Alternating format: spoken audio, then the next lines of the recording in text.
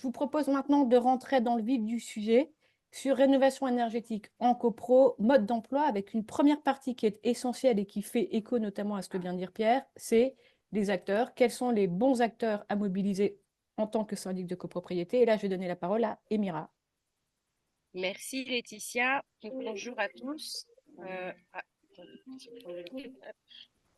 Alors, les acteurs, les bons acteurs, bah, vous les connaissez tous, mais je pense que c'est important de faire un rappel sur déjà l'acteur principal, le premier acteur intéressé. Donc, c'est vous, syndic de copropriété, avec le conseil syndical, donc, qui représentait donc la maîtrise d'ouvrage à vous deux.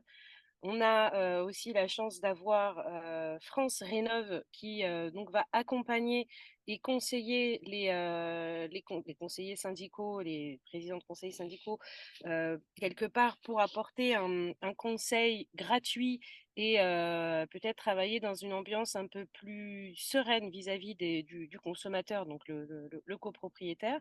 C'est un service public sur lequel on a tous intérêt à s'appuyer pour, voilà, surtout pour le climat de sérénité et de confiance. Ensuite, vous avez la maîtrise d'œuvre. Donc, la maîtrise d'œuvre, je rappelle, qui est obligatoire à partir de 100 000 euros de travaux. Donc, on n'est plus sur les projets habituels quand on fait de la rénovation globale en copropriété où on a une problématique technique de fuite et puis on va consulter directement les entreprises pour avoir des devis et passer directement le marché avec l'entreprise. Dans le cadre d'une rénovation globale, il y a beaucoup d'enjeux, beaucoup d'interactions, beaucoup de choses à organiser. Et donc là, le législateur a mis cette obligation de 100 000 euros, enfin de maîtrise d'œuvre, obligation de maîtrise d'œuvre à partir de 100 000 euros de travaux. Et ça veut dire quoi? Ça veut dire la maîtrise d'œuvre, à partir du moment où on a ce montant de travaux, on fait appel à un architecte et ou à un bureau d'études en fonction des projets. Ensuite, on a l'AMO, pareil, l'assistant à la maîtrise d'ouvrage qui est indispensable dans les projets de rénovation globale, d'autant que il est obligatoire si on veut bénéficier des aides et que sa prestation est prise en charge à hauteur de 30%.